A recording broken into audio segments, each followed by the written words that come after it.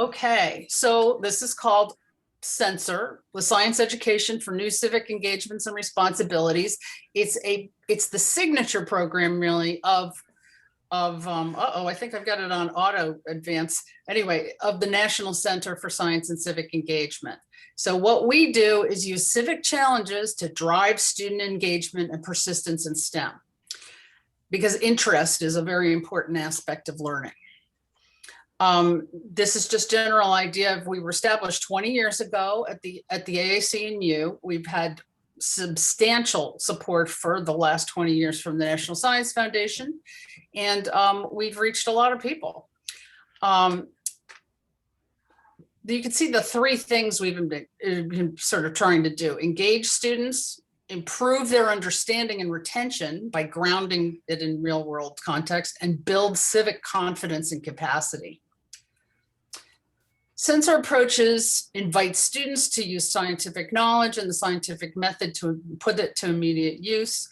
It explores both the power and the limits of science, because there's so much other stuff involved in addressing problems. It also regards learning as practical and engaged and not just an accumulation of facts. So the way we started was to create what we called the SENCER models, because people needed models of how to do this in the curriculum. And over 20 years, we developed over 55 course models. They're heuristic, they're not meant to be copied, they're just meant to show what's possible. The first one was biomedical issues of HIV/AIDS, which had been Bio 172, a completely ordinary introductory bio course, where the faculty member realized she could teach 80% of the Gen Bio content, but use the framework of HIV/AIDS, which really deepened the students' understanding of not only the science, but the sort of surrounding social and complex social and political, cultural issues around the science. So SENCER, wait a minute, I had a whole bunch of other ones, did I? All right. Yeah, these are just a whole bunch of courses that we did over the, science and global catastrophes, migration, food security, real world mathematics, statistical stuff. We use high impact learning practices. So it's both a pedagogical and a content revision. It's like, these are, field work, research projects. Students do hands-on in a lot of SENCER courses. It's also well known as an interdisciplinary approach to science, because in order to surface these other dimensions of a scientific question, faculty use narratives, books, histories, all sorts of other issues, other material, films, etc., to sort of show what they're doing. Assessments are integrative because we're not just going for the science knowledge, we're going to show the mastery and the student's ability to connect the science to the problem and the civic issue that they're trying to study. The way we do this is through professional development, national and regional workshops. We do regional workshops around the country at our 9 centers. We have a national meeting every year, and we do webinars now. Now that it's all virtual, we've been doing a lot of this stuff online. We have 9 centers of innovation, and we call them that because they're actually universities and colleges with a critical mass of faculty who are practicing SENCER style curriculum. So they host their own meetings too, and they sort of create regional hubs. Let's see, we have a journal, a peer-reviewed journal. It's an e-journal, and that actually was to give our innovators a place to publish their work, to turn their teaching into scholarship. And there's a way to get involved, and we have a very broad swath of people involved. I mean, we address formal curriculum, but we also have several large funded initiatives in informal science education that connect the work of in-class undergraduate faculty to community-based STEM educational organizations in the community, informal museums, conservation centers, zoos, et cetera. So there's a lot of quite a number of people who are from the informal sector who also are part of our community. And we also have a growing K through 12 population. So that's basically the overview of SENCER, and I can quickly answer questions because I want to leave time for Sonya, because she's actually doing, you know, this. She's the exemplar of how this gets operationalized.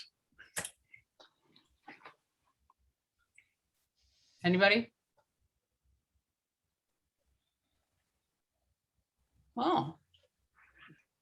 Oh, thanks for putting the website in there. We have two websites. One is the SENCER website, but we also have the National Center website, which is similar, ncsce.net.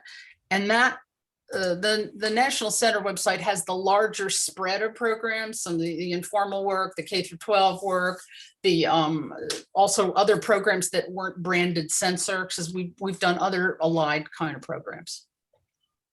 Oh, Eliza, I would say I definitely have a tremendous amount of interest in what you're doing and a lot of questions and things. I was looking at it beforehand, but I'm a little reluctant to start talking because I want to hear what Sonya has to say. So please, yes. My silence does not reflect lack of interest in what you all are doing, okay?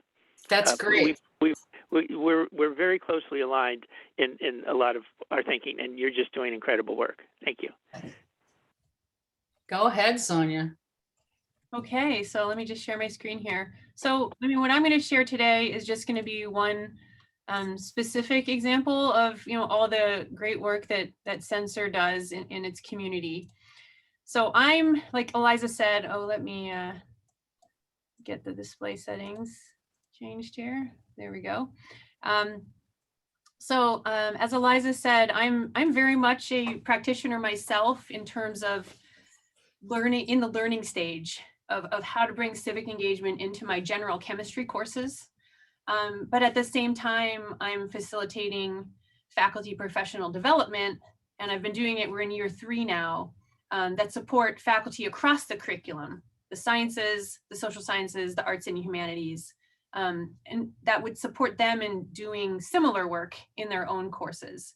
So the project that I work on is at Bellevue College. So I'm from Bellevue College. And then the co-PI on a NSF IUS grant that we just received about a month ago is Heather Price, and she's faculty at North Seattle College. So both of these colleges are pretty close to each other in the kind of Seattle, Bellevue metropolitan area.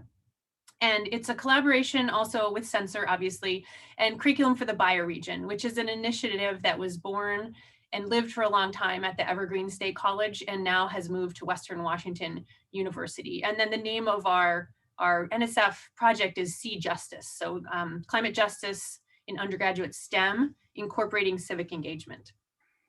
And the color scheme on these slides, by the way, I should tell you before I move on, is a representation of the change in global temperatures that has occurred over the last 100 years or so. It's on average a 1.35 degrees Celsius rise in temperatures. There we go. Whoops, I went too far.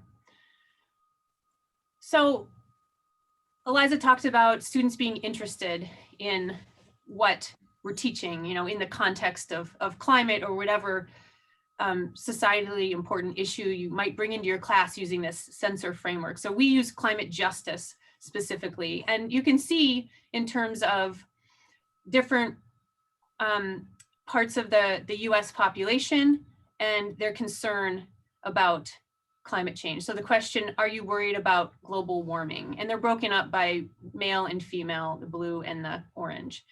And you can see how there are differences between white non-Hispanic groups. They have, in general, lower concern about global warming than other people of color. So Black, non-Hispanic groups, Hispanic groups have higher concern. And this polling comes out of the Yale program on climate change communication in collaboration with George Mason University. So they do these polls every year, and concern over this issue obviously has slowly been ramping up and up and up. So our students are interested in this as well.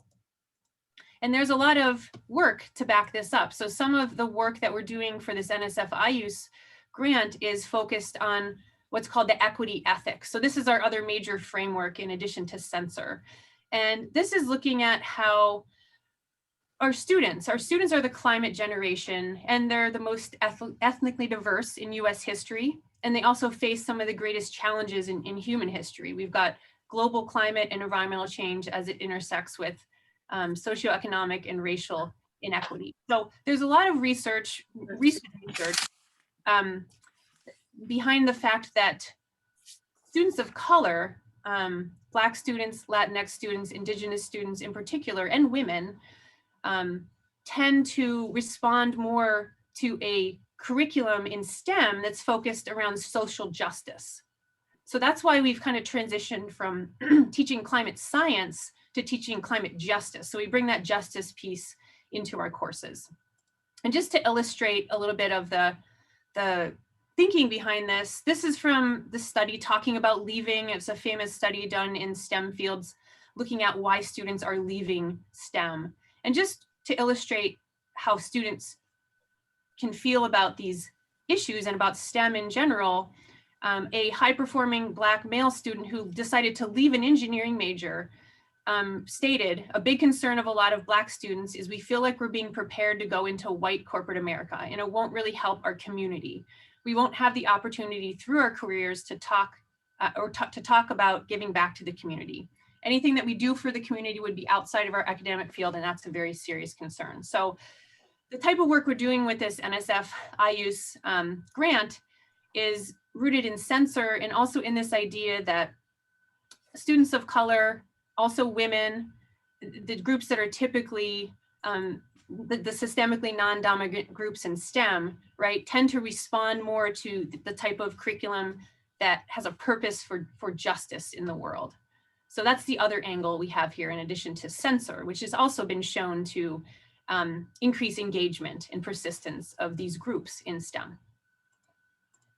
So this is an example of some of the lessons we've created. So we're in the third year of the project at our college, and you can see they're from across a range of different disciplines. I'm not going to go through every single one of these. Between Bellevue College and North Seattle College, where my co-PI is faculty, we have over 50 lessons now. Obviously don't have them all on this slide. And we're working on making them publicly available, hopefully with the help of Curriculum for the Bioregion. So just to walk you through a little bit about what we do with our faculty, and a really quick look at the professional development we do.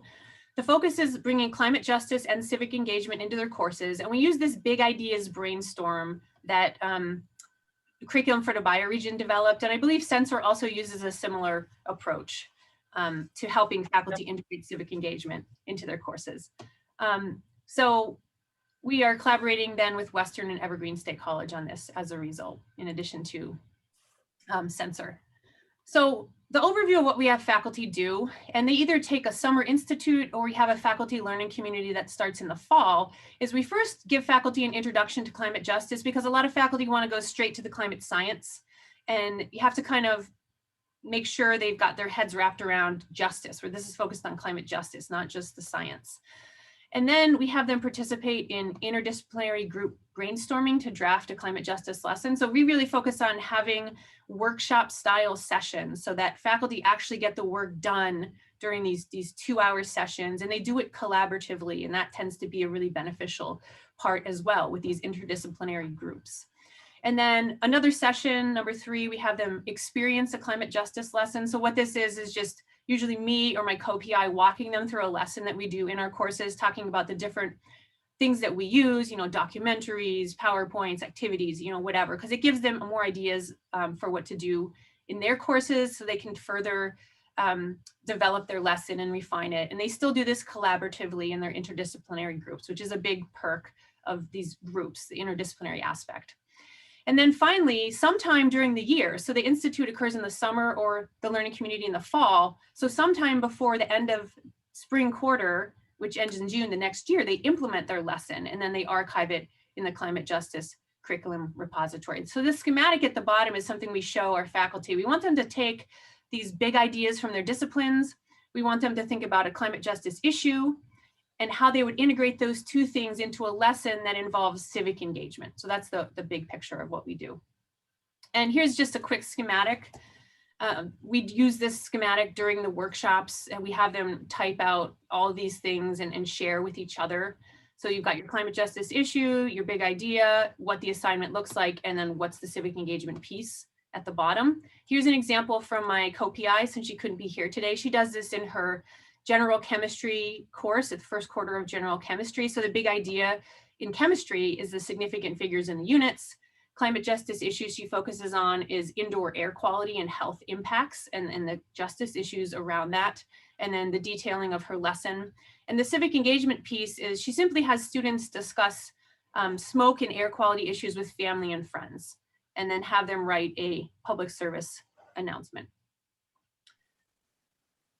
So I mentioned this before, but I just want to emphasize that we really made this shift from teaching about climate change only and moving toward civic engagement for climate justice, because climate justice inherently involves systemic change. It goes beyond making those small scale personal changes in your lives to trying to reshape systems that cause climate change and these associated inequities. So bringing in the civic engagement piece brings in the responsibility to take action, and our students learn a lot from that. And I also emphasize, and this is the last thing I'll say, just what is civic engagement in general. With our faculty, we do a lot of service learning at our institution, and when our faculty, because we're a community college and so is North Seattle College, and we're teaching 100 and 200 level courses, and our students are really busy. They've got often 1 or 2 other jobs, they've got family obligations, they're busy. So when faculty at our colleges hear about service learning, not all of them are very excited about it because it's a big time commitment for them and their students. So we like to emphasize the meaning of civic engagement. So we give them this slide to define a little bit more about what it means. And then finally, we talk about the different aspects of being an engaged citizen. So they could have their students take action. That's one aspect of being an engaged citizen. But this framework we use, and this is one we're using for our NSF grant, is also, you could instill in your knowledge, in your students, the responsibility to take action. I ought to do this because I'm the only one that can do it. So they leave your class thinking that, or they have knowledge about knowing what they can do and why, or they have this skill, they know how to do it now, even if they haven't actually done it. So we like to emphasize this with our faculty as well, because you're still instilling aspects of civic engagement into your course, even if your students aren't going out and doing a full-blown service learning project. So that's all I have. I'll stop there, and then maybe we can do questions. And I'd just like to say that what Sonya's doing is the perfect example of what we aim for in SENCER. And the Jean McGregor model that you're talking about was the original SENCER workshop model. So, and the other thing you talked about, which was also part of the founding, was Thinking About Leaving by Elaine Seymour. Elaine Seymour was our first assessment guru at SENCER. So what we tried to do is pull all of the best thinking around these questions and embody them. And the student interest issue and the social justice stuff was always latent, but you have to remember we were an NSF project, started during the first Bush administration, and you could not use the term social justice. People put it into their work. We did food security and all sorts of stuff on inequality and lead poisoning and in poor neighborhoods, et cetera. But it was only in the last 5 years that it's okay to be using this terminology. And now we have courses that actually put it right in the title. But anyway, this is excellent.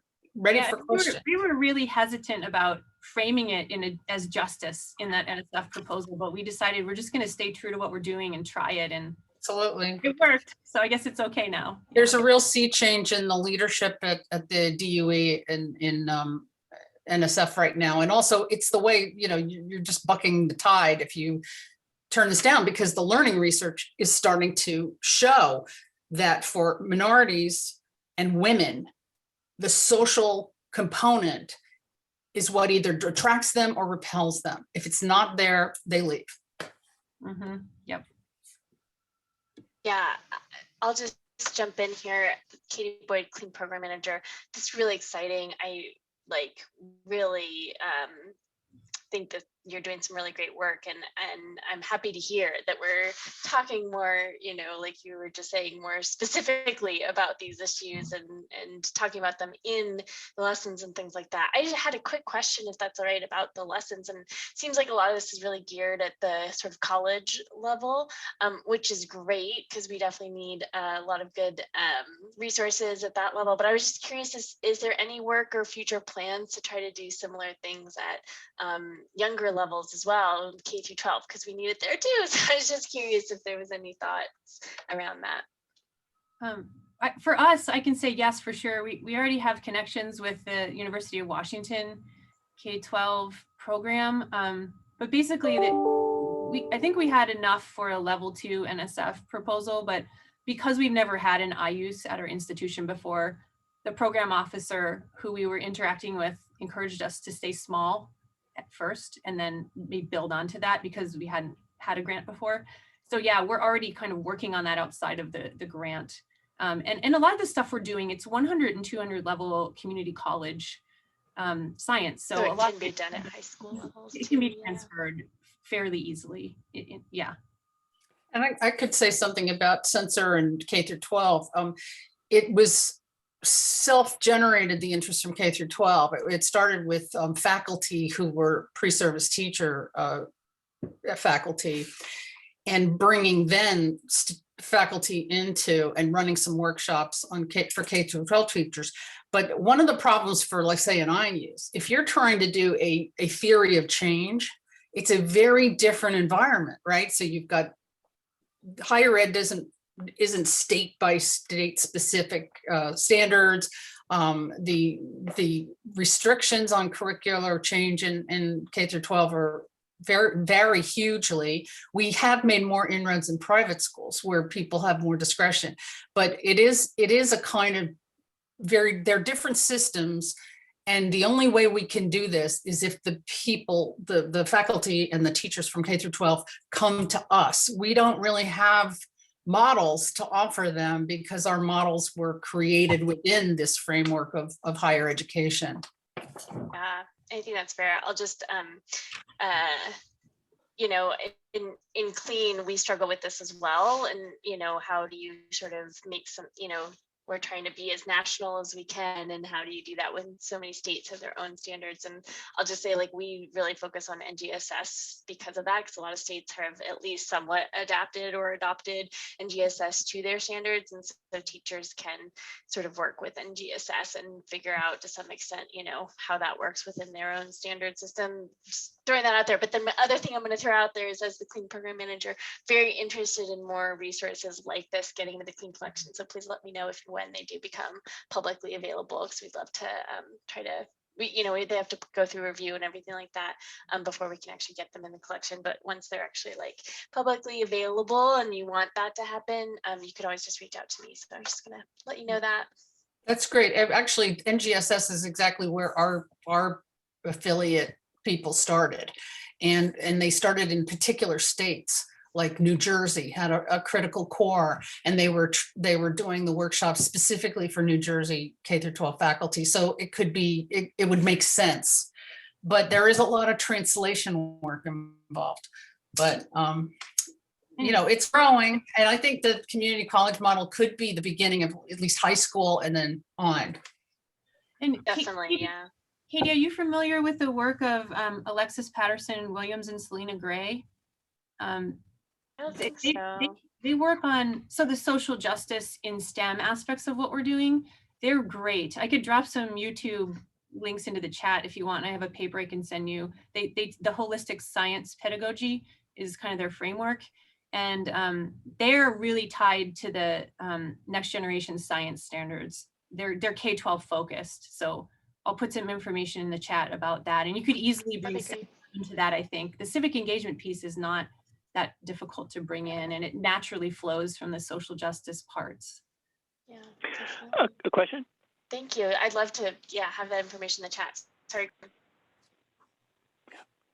So a question on the approach, both Sonya and your program, Eliza, the larger program, of the bandwidth or the approach of networking, connecting with programs that may not be as good as yours, may not be as solid as yours, but are doing some things that are similar of how to connect. And there's certainly learning from each other, and there's even just the support to. You get power, you get support to know that you're not the only one doing this, that there's other programs doing things, that there's other community colleges doing things. So that would be the nature, that's the nature of my question. So in particular, there is, in connecting with K-12, middle school and high school, I work with a program in Washington, D.C. that is very much like this. It is called Climate Club D.C., so it's in Washington, D.C. That is, and it was deliberately a program that is distinct from Mobile Climate Science Lab so that it could fully go into social justice issues, right? As a climate educator, a science educator, we respect traditional boundaries of what science educators should do and shouldn't do. It doesn't mean we don't care. It doesn't mean we're never seen as a social justice event or something, but when we're teaching science, we're teaching science. But it is a club that does social justice issues. That's one example of a connection of it. There's also the ones of what other community colleges are doing in terms of social service learning. So that'd be a connection. No, I'm afraid the examples that I know of that I work with are more doing the science. But the connection, for instance, in the Bay Area where we are, and at this science festival that we're doing this Saturday, traditionally it is a science festival where our volunteers are, many of them are students at the local community college, Santa Rosa Community College. So they come and they do service learning by teaching climate science. That model can be used in other ways, and that's something that they just do because they care about it. It's good for their school. They love to be with the kids and things. So, I mean, there's these different programs that have different resources. And I guess that's that one of when we connect, it is a matter a lot of times of sharing resources or sharing abilities or sharing experience. There is so much, obviously, we can learn from what you're doing. So how about the thing of networking and collaborating? Yeah, well, that's the whole thing. It's all about networking, and it's about, if you look at the literature on SENCER, it's about creating a community of practice. And so there's quite a lot of studies that have been done now that have included us and looked at our success, because we have been successful. And what is it that makes it successful as not only a community of practice, they're now calling it a community of transformation. So basically, I think it's really very grassroots though, because the original goal was institutional change, right? To really actually get, the NSF really believed that this strategy could change and improve STEM education at the institutional level. 20 years later, I will say, being one of the founding people, we have not moved that needle. We've had institutional buy-in from schools in very powerful ways, like UNC Asheville was all censorized for about 6 years. And then a new provost and a new chancellor comes in, it's all gone. So what we do is focus exactly on that network of individuals, because that's where the change happens. And they actually bring SENCER from place to place as they move through their careers and change institutions. Because the institutions are, they're I want to say a floating signifier, they're a moving target. You never know, especially today with COVID. I used to be the director of a national deans organization, and I've never seen such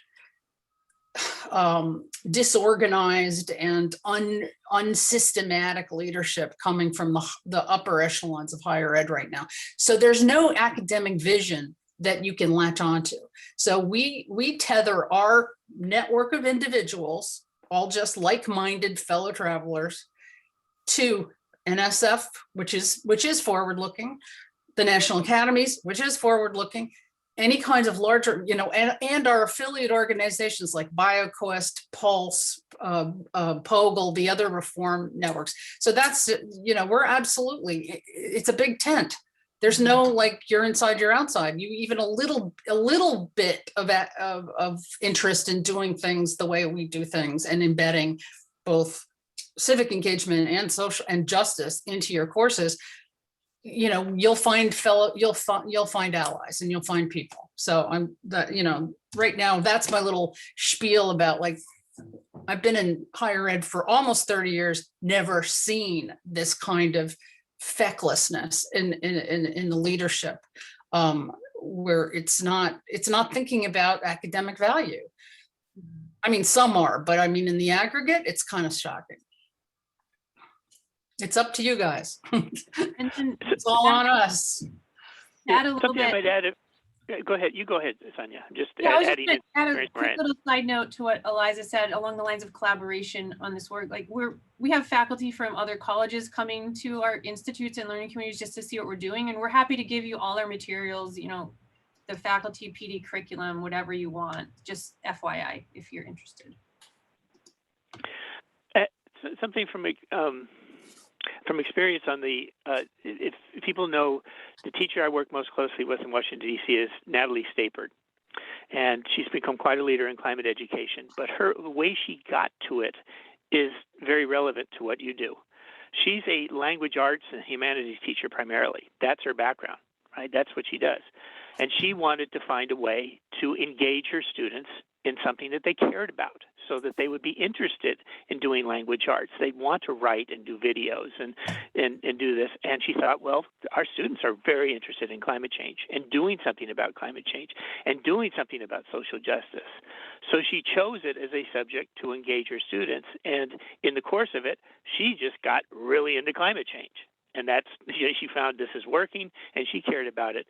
But you know, I guess maybe it's just saying what you're saying is resonating out in the world. And in fact, it's resonating with some of our leaders in K-12 education. You know, we've had the most, we have I think a relatively high percentage of humanities and social science people in SENCER, because they either co-teach with people on STEM questions or issues, like medical issues or environmental issues. But, you know, some of our real leaders were originally English professors who became deans and then had to figure out how to revitalize their science curriculum. So yeah, it's a big tent. It appeals, I think, a lot to people outside the traditional STEM fields who aren't blinkered, you know, who are starting to think about connections and systems thinking and broader approaches and ethics and, you know, all of these questions. And in a way, I still find this when I go to meetings, that SENCER is considered the only STEM reform project that leaves any space for the non-scientist to actually work on questions like climate or public health or whatever. And of course, there's an amazing dynamism in the humanities around the environment, around you know, disability studies, medical humanities, et cetera. But it tends to be just invisible to the more traditional science community. Can I piggyback on a few of the points that James made and Sonya said, and then you're talking about it? I think one of the underlying thoughts that I am hearing or understanding is that we in science education ask a question, who's science? And by incorporating these issues or bringing the community aspect of it, the science actually becomes, the ownership of that becomes to the students, and it goes over there and they, I don't know, they identify it much more with it than they would have had you just taught the climate science and then taken then added or sprinkled justice approaches towards the end of the lesson in the discussion. So by integrating it in the curriculum and a thoughtful integration, perhaps that's what's happening, is that the science is no longer just the teacher or instructor is not the only beholder of the science, and the science understanding knowledge is being created by the students in a very non-powerful, student-centered environment. So I think that is a very, very important shift that you've managed to happen, that you've managed to create. I wonder how you're going to measure that and report it to NSF, because they do want to, they should hear this shift from the teacher-centered to student-centered and empowerment. They should hear that. So that's my question. I think a long drawn question and a thought. Yeah, well, like most people doing these IUS grants, we're using a mixed methods approach where we're going to collect the quantitative data, but I don't think that's really going to tell us as much as the qualitative data. So we have an evaluator who's at Bellevue College, and she's going to be doing faculty focus groups, interviews, surveys, and also student focus group interviews, surveys. And we're hoping it's an iterative process. It's an exploratory IUS. So the first year we've got some questions we want to ask, and then we're going to refine them and hopefully draw some of this out, you know, what you're talking about. And it is one of our big challenges with the STEM faculty is getting them to switch over to think about teaching in a justice framework in a science class. So that's something we'll be actively working with our faculty on, for sure. So I've been working on some interview questions, and that was one of my biggest challenges that I'm coming across these days is how should I ask a very non-leading question, but that elicits a response that the instructor talks about their approach and the inclusive approach in their teaching, but it has to be non-leading from me. So when I know Eric has a question, but I just wanted to say SENCER as an entity is working a lot on assessment questions, because we are actually deliberately looking for outcomes that are not just science knowledge, right? So how do you assess that? We've got a small grant from NSF that is working with informal assessment experts to see if the strategies from informal science educators could help inform us, because interest, and they're not involved with grades, they're not involved with measuring, they're talking about affects and dispositions. We also have a faculty mentoring network with BioQuest right now, which is using a cohort to help us think through and develop what would assessment for this kind of social justice, civic engagement type of STEM learning look like. And we have a fabulous evaluator at Hawaii who is coming out of language arts, who's actually developing a rubric for us. So stay tuned. I think we might be able to help. Eric, you had a question. I saw your hand. Yeah, it's kind of connecting the dots between what Katie had asked and Devarty, what you were saying a little bit. There's a lot of analogous efforts at the K-12, within the K-12 environment. Example is culturally relevant pedagogy. So really, and Devarty, to your point of student-centered is really becoming, when I was at the Science Center, we were really moving in that direction, meeting the students where they're at, asking questions. Also community-based is kind of related to me as well, because you've got the student-centered and then you've got the impacts on specific communities, and what are the things that are at stake in East Oakland, for example, that are different from Piedmont, sort of an affluent area of the Bay Area. Really different, the demographics are different, the impacts are different. So I think there is a lot. And so it's kind of, to me, and this interdisciplinary sort of awareness that is just kind of really, exploded, that we can't tackle this issue with just science anymore. We know that.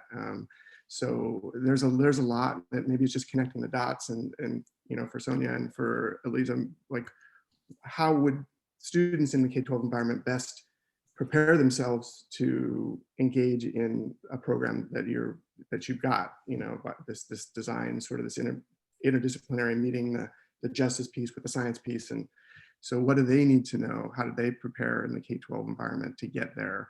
Because that was always a challenge when I was in school at undergrad. It was such an interdisciplinary major. I was environmental science at Berkeley, yeah. And it's just interesting because it was a new idea back then, but this is, it's not anymore. So it's a different thing. But how do we prep our kids for that multifaceted thinking? Well, I think a lot of the work that we're using as our jumping off point is coming out of K-12. Honestly, the Alexis Patterson-Williams and Selena Gray are focused on K-12. Another one, Brian Brown, wrote this book, Science in the City. That's focused on K-12, and that's a book that's very focused on concrete strategies you can use in your classrooms, as well as culturally responsive teaching in the brain by Zaretta Hammond. That's also K-12 focused. So I think, you know, there are pockets of K-12 leading the way, and we're really relying on them as a resource and a source of knowledge for our project. So I don't think I have the answer to that question directly. Yeah. Well, great to hear it's informing work. So that's great. Yeah. Yeah.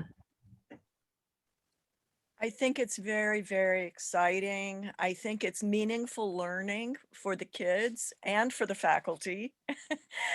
And I think it's integrating, and here's what I'm hearing, is it's integrating the knowledge base, the attitudes, and the behaviors. You're looking for the integration of all of those things.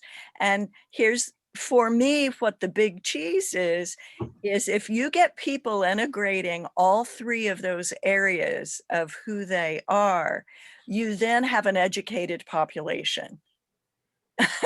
That's how you get educated. You integrate all three, and you stop people from saying, this course will mean something to you when you grow up.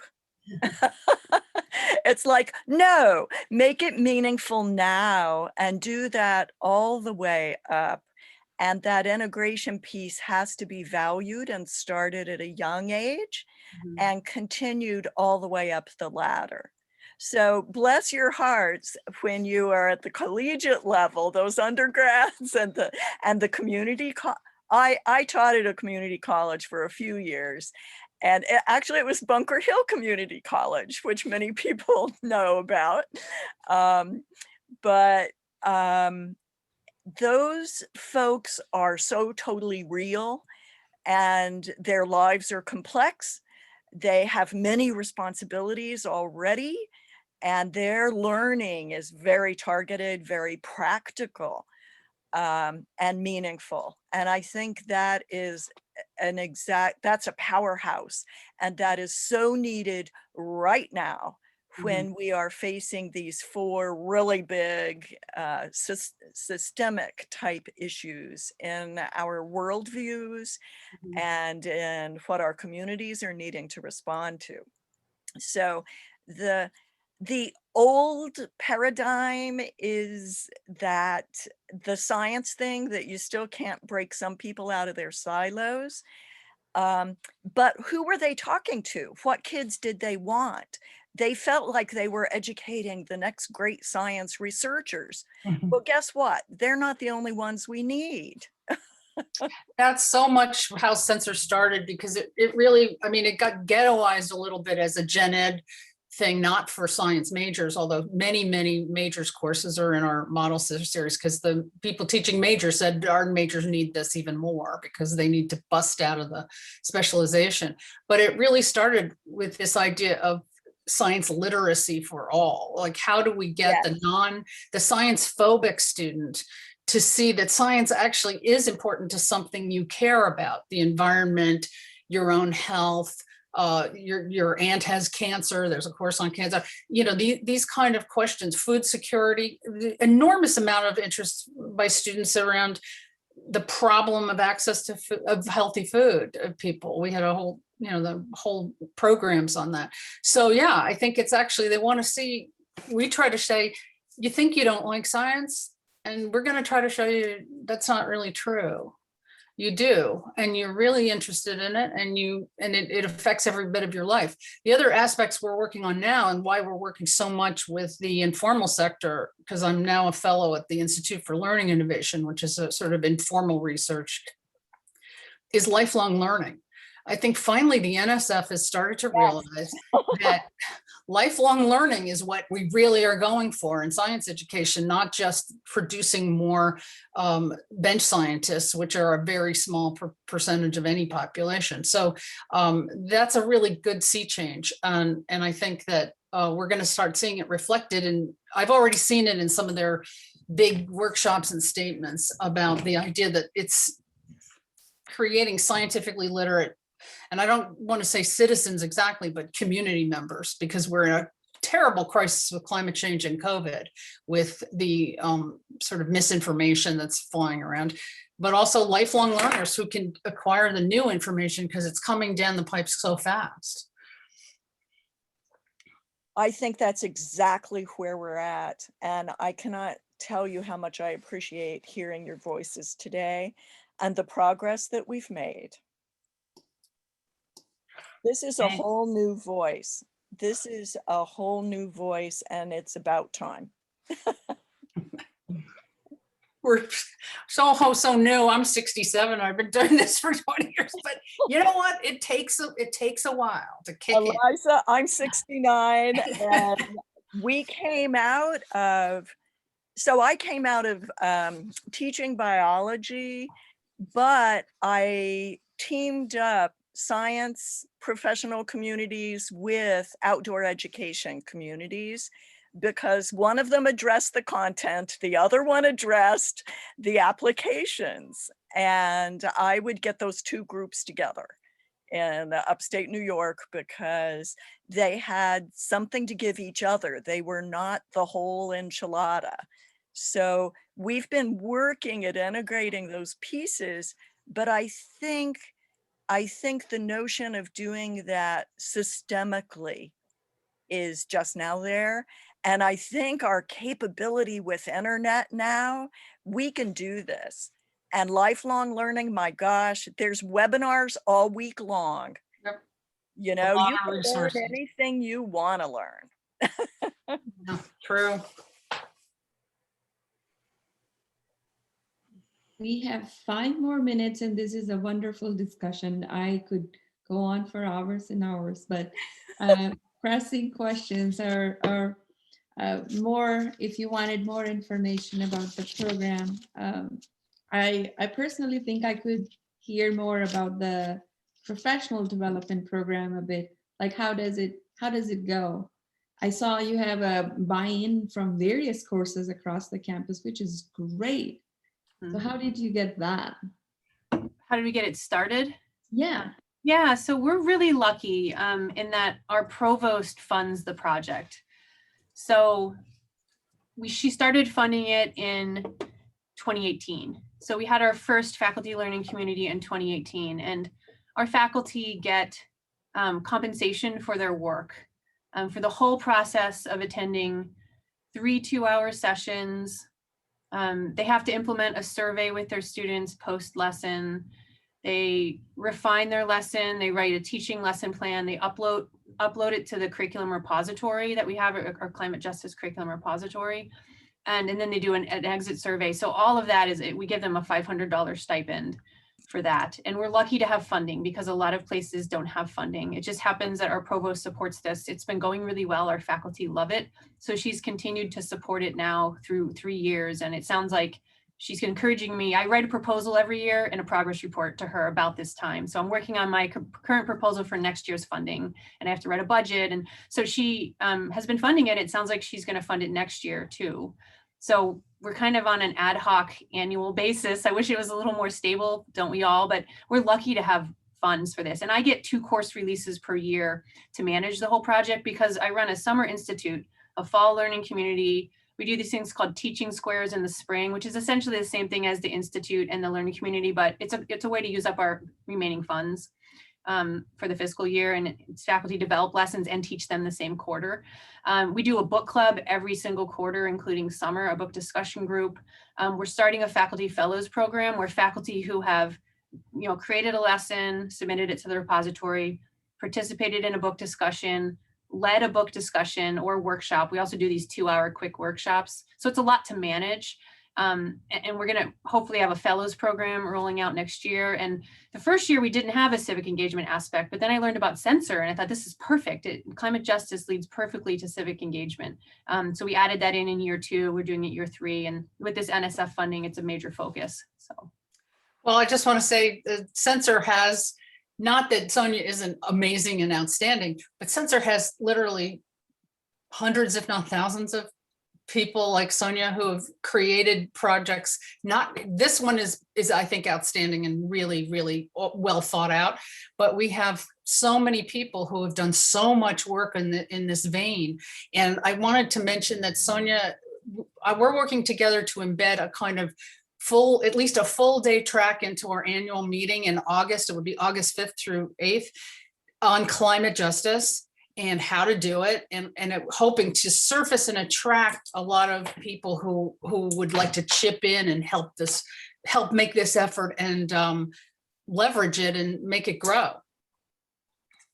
Eliza, I want to say that I'm just thrilled that you and Sonya were able to be a part of the clean call and share. I mean, obviously you are a part of this community and now you're here and we understand better. And I hope that announcement that you just shared, you can put into the clean network too, so that lots of people who are on this call today get to hear about that. Absolutely. And I put on the PowerPoint, you can go to sign up with us for our newsletter, but I'll put that in there too. And thank you, Wendy, for the original invitation. I really appreciate it. It is, we are at 12:59, so I'll be mindful of the time. And Katie, you could stop recording at 1, but I'll hang out for any lingering questions. But we would love to see you again once you have more qualitative data and how have you shared stuff. And I think, yeah, collaboration is, this framework needs to come and be shared on various levels. This is very good. And thank you for having us. It was great to interact with some like-minded folks. So thank you. I'll just comment, if I could, that one of the things that will really propel ACE forward are these sorts of stories and concrete examples that really grounds it. People start understanding it's not just a bureaucratic wish list. Yep. Mm-hmm. That's what we try to do. And, you know, there's a lot of content also, if you want to look at our website, the SENCER site, from, like, say, our last annual meeting, just tons of content. I mean, plenaries and recorded sessions and PowerPoints and, you know, people tackling these questions from all different angles. I mean, from the administrative angles, from the sort of grassroots community angles, you know, it's a big tent. So I highly invite everybody to check out if there's anything in there. It's all open source and free. So. Thank you. I was in the website last night and I was looking at most of the content and I was like, this is great. I mean, it's available and for download and as well as looking through. So that's very nice.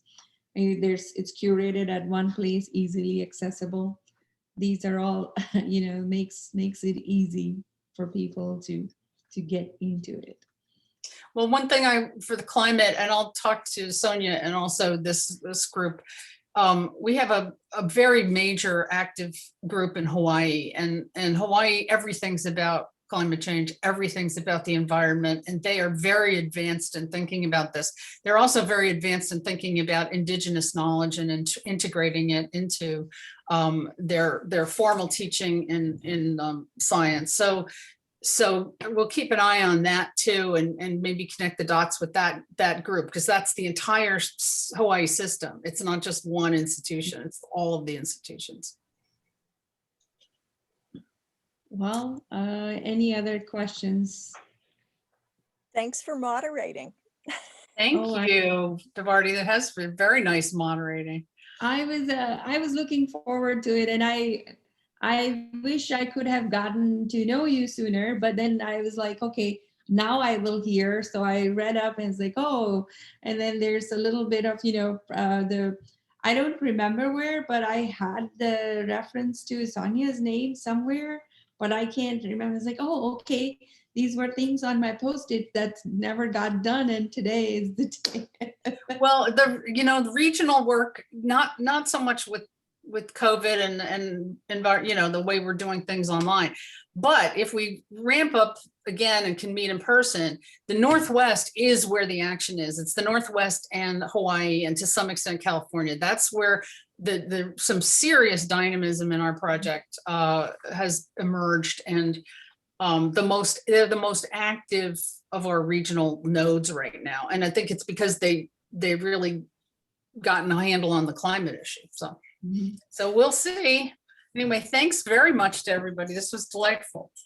Thank you. And Thanks. thank you, Sonya. Yes. well, thank you, Sonia. everybody. Thank you, Eliza. Everybody. Thanks, everyone.